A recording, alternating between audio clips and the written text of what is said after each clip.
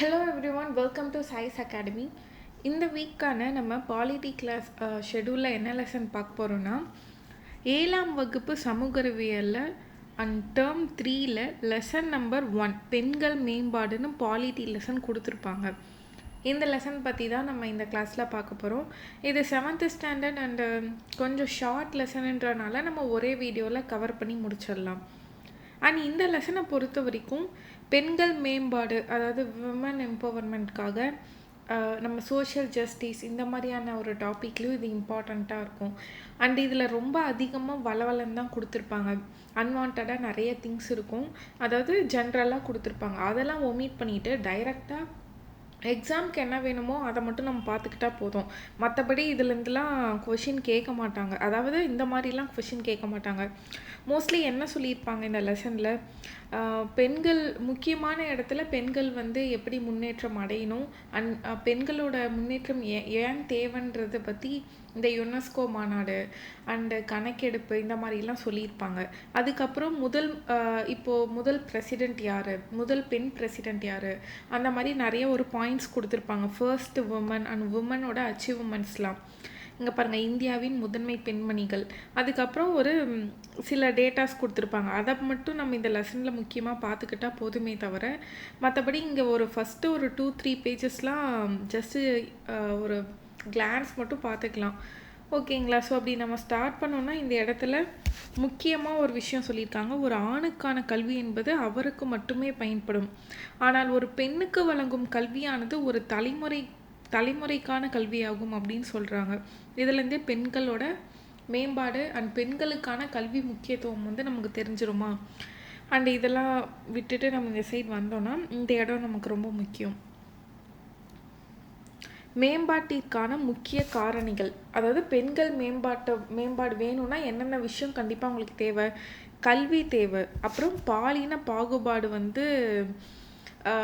இருக்குல்ல, அந்த பிரச்சனையிலேருந்து அவங்க விலகணும். அதுக்கப்புறம் சாதி இன சமயம் பாகுபாடுகள் இதெல்லாம் இருந்தால் இந்த மாதிரியான விஷயங்கள்லாம் அவங்கள தடைப்பட்டு வச்சுருந்தோன்னா பெண்களோட மேம்பாடு இருக்காது. அதில் ஃபர்ஸ்ட் நம்ம பார்த்தோன்னா கல்வி. ஒருவருக்கு அறிவுபூர்வமாக சிந்திக்கும் திறன் மற்றும் தனித்தன்மை வாய்ந்த முடிவுகளை எடுக்க உதவுகிறது. கண்டிப்பாக ஒவ்வொருத்தரும் கல்வி கற்றால் என்ன பண்ணலாம், அவங்க இண்டிபெண்ட்டாக இருக்கலாம், ஒரு வேலைக்கு போகலாம். அப்போ அந்த விமனால் அவங்கள பார்த்துக்க முடியும். ஸோ இது ஒரு முக்கியமான விஷயம். அடுத்து பாலின பாகுபாடு, ஜெண்டர் இன்இக்வாலிட்டி நம்ம சொல்கிறோம்.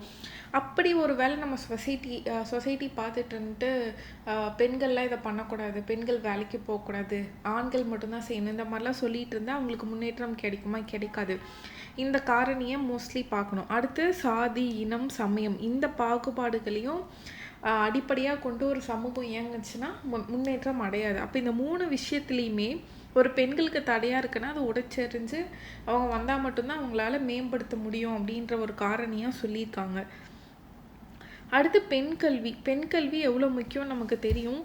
அண்ட் அதன்படி பார்த்தோன்னா இங்கே ஒரு விஷயம் சொல்லியிருக்காங்க. கல்வி என்பது பெண்களுக்கு அறிவு, திறன்கள் மற்றும் தன்னம்பிக்கை ஆகியவற்றை மேம்படுத்துவதற்கான வழிமுறைகள் ஒன்றாகும்.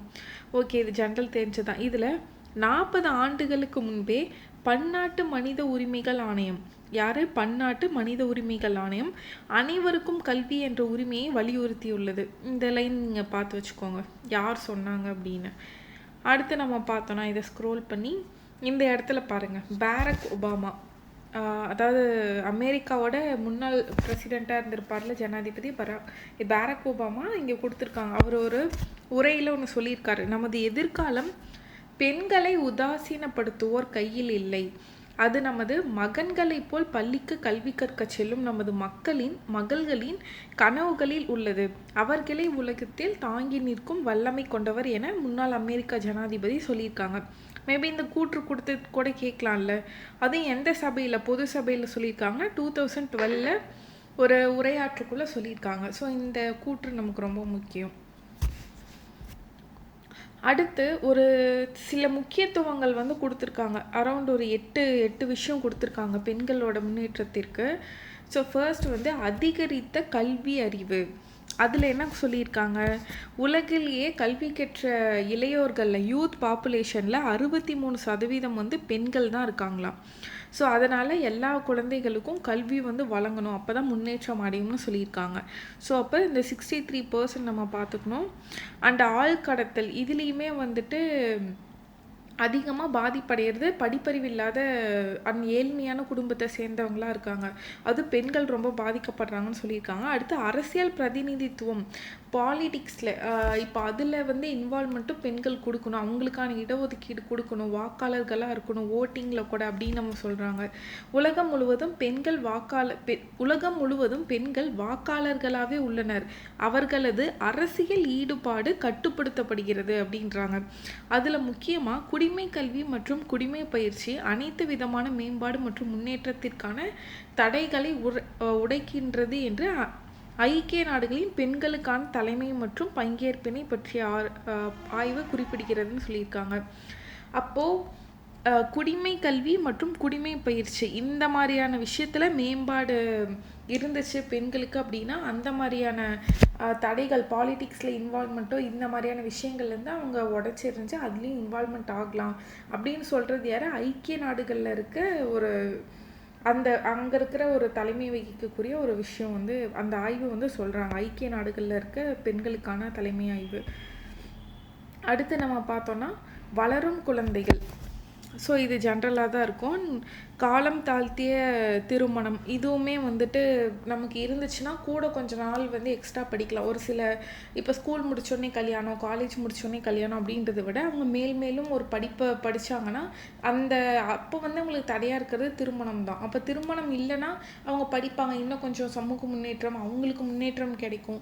அப்போது காலம் தாழ்த்திய திருமணம் வந்து நமக்கு வேணும் அப்படின்னு சொல்கிறோம். அடுத்து வருமான சாத்தியம் அப்படின்றதுல வந்து அதே ஐக்கிய நாடுகளில் கல்வி, அறிவியல், கலாச்சார அமைப்பு அந்த யுனெஸ்கோ அவங்களோட கூற்றுப்படி என்ன சொல்கிறாங்க, கல்வி ஒரு பெண்ணின் வருமானம் ஈட்டும் திறனை அதிகரிக்கிறது. கரெக்ட் தான். ஒரு பெண் ஆரம்ப கல்வி பெற்றால் கூட அந்த பெண்ணின் வருவாயில் 20% வரை அதிகரிக்க உதவுகின்றது. அப்படி சொன்னது எது, இந்த யுனெஸ்கோவோட அந்த அமைப்பு அவங்களோட கூற்று.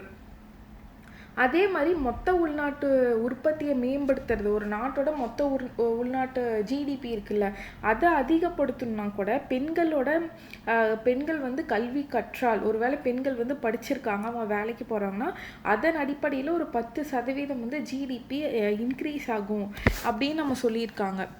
அதாவது பெண்களோட வேலை வாய்ப்பு கிடைச்சதுன்னா, அது இல்லாமல் பெண்கள் வந்து கல்வி கற்றால் அதில் இன்னும் சராசரியாக 3% வந்து அதிகரிக்கும். இந்த 2% பார்த்துக்கோங்க. அப்போ இது எல்லாமே பெண்களுக்கான கல்வி எவ்வளோ ஒரு முக்கியத்துவம் வாய்ந்தது, கல்வினாலே எப்படி முன்னேற்றம் அடைய முடியும் அப்படின்னு வந்து சொல்லியிருக்காங்க. அதே மாதிரி வறுமையும் குறைக்குமா, கல்வி கற்றால் நம்ம வேலைக்கு போவோம், ஏதாவது ஒரு ஆப்பர்ச்சுனிட்டி கிடைக்கும், அதை வந்து சொல்லியிருக்காங்க. அதில் முக்கியமாக பள்ளிகள், அதாவது பெண்களுக்கான பள்ளிகள் வேணும், ஸ்கூல் வேணும், அவங்க கல்வி கற்கணும் அப்படின்னு சொல்லி ரொம்ப பாடுபட்டவர் சாவித்ரிபா புலே. அவங்கள பற்றி சொல்லியிருக்காங்க. சாவித்ரிபா புலே பாரம்பரியத்தை உடைத்த முதல் பெண்கள், பள்ளியின் முதல் பெண் ஆசிரியர். அப்போ முதல் பெண்கள் பள்ளியின் முதல் பெண் ஆசிரியரே இவங்க தான். பெண்கள் கல்வியை பற்றி பேசும்போதெல்லாம் நினைவில் வருபவர் இந்தியாவில் பெண் கல்வியை செயல் வடிவமாக்கிய ஜோதிராவ் புலே சாவித்ரிபாயின் கணவராவர். இவர்கள் இருவரும் பெண்களுக்கான முதல் பள்ளி 1848 தொடங்கினார் அப்படின்னு இருக்காங்க. அண்ட் இவங்க அந்த ஸ்கூல் எங்கே அந்த முதல் பள்ளியை, பெண்களுக்கான முதல் பள்ளியை உருவாக்கியிருப்பாங்கன்னா பூனே, மகாராஷ்டிரா இருக்குல்ல, அங்கே பிடேவாடா அப்படின்ற ஒரு ஊரில் வந்து தொடங்கியிருப்பாங்க. அந்த ஸ்கூலை வந்து தொடங்கியிருப்பாங்க. ஸோ அதை ஃபஸ்ட்டு வந்து சொல்லியிருக்காங்க. அடுத்து உலகின் முதன்மை பெண்மணிகள்னு சொல்லி கொடுத்துருக்காங்க பாருங்கள்.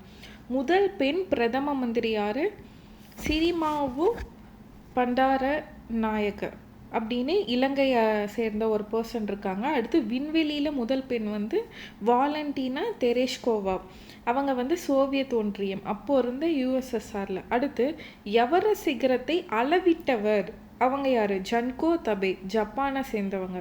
அடுத்து ஒலிம்பிக்கில் தங்கம் வென்றவர் வந்து சார்லோட் கூப்பர், இங்கிலாண்டை சேர்ந்தவங்க. இவங்க எல்லாம் முதல் பெண் இந்த மாதிரியான அச்சீவ்மெண்ட்ஸை பெற்றவங்க. இது இந்தியாவில் பாருங்கள், இங்கே தான் நமக்கு ரொம்ப முக்கியம், மேபி கொஷின் ஏரியா வரலாம். இந்தியாவின் முதன்மை பெண்மணிகள்.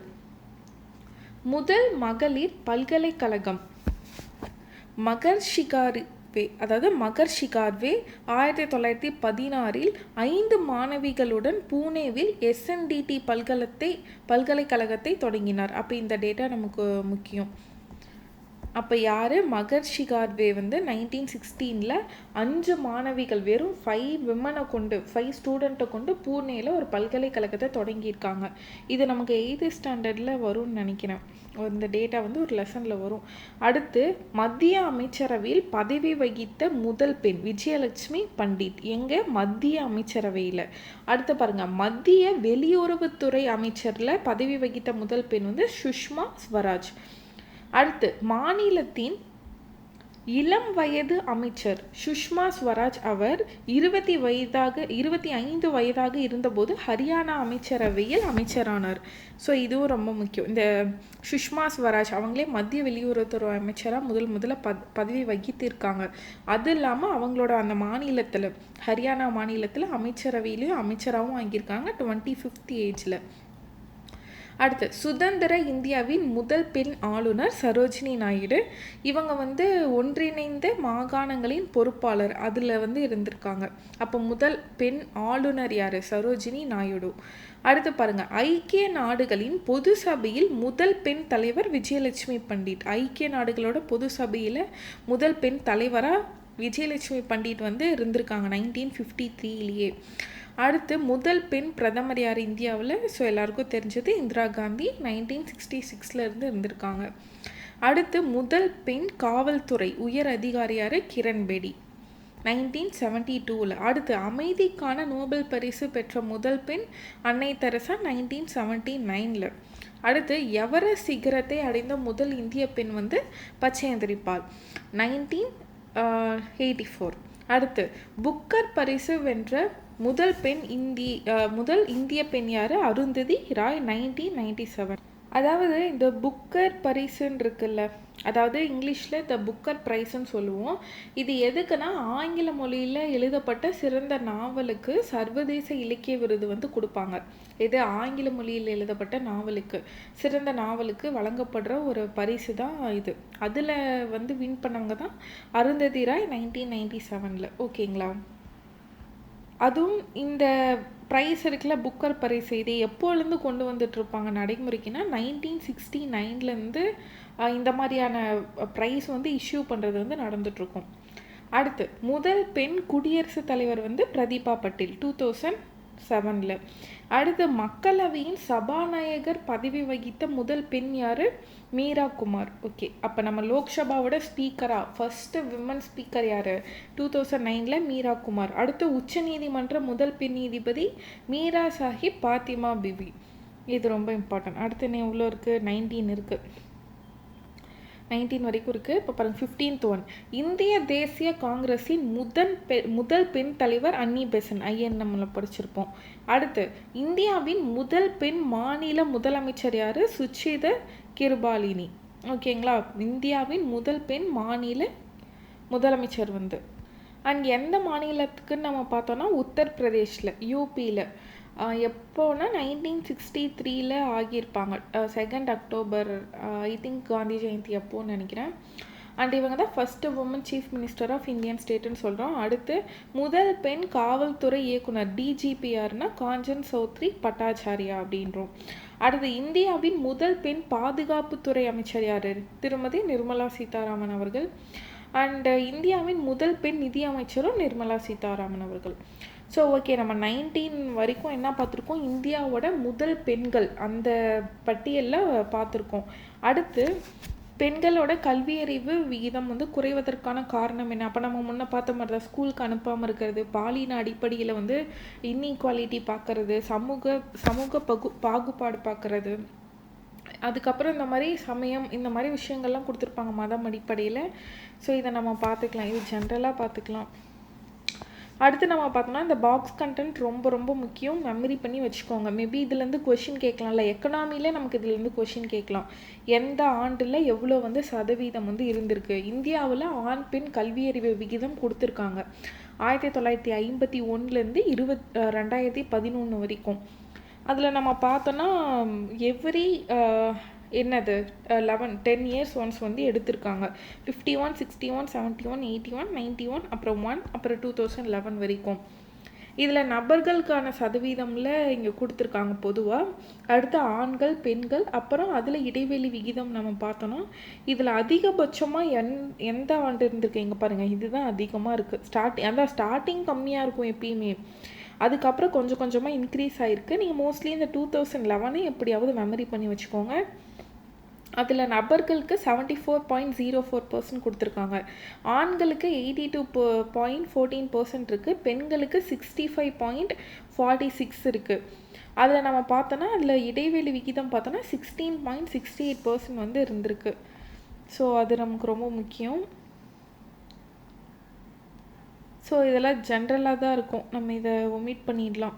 ஜஸ்ட்டு ஒன் ரீட் மட்டும் வச்சுக்கோங்க. இங்கே ஒரு டேட்டா இருக்குது. 50% இங்கே இருக்குது பாருங்கள். உலகின் மொத்த மக்கள் தொகையில் 50% பெண்கள் பகிர்ந்து கொண்டுள்ளனர். இங்கே சரி, ஓகே, இது ஜென்ரல் தான். ஓகே, நம்ம புக் பேக் சால்வ் பண்ணிடலாமா? சால்வ் பண்ணிவிட்டா இந்த கிளாஸ் வந்து வைண்ட் அப் பண்ணிக்கலாம்.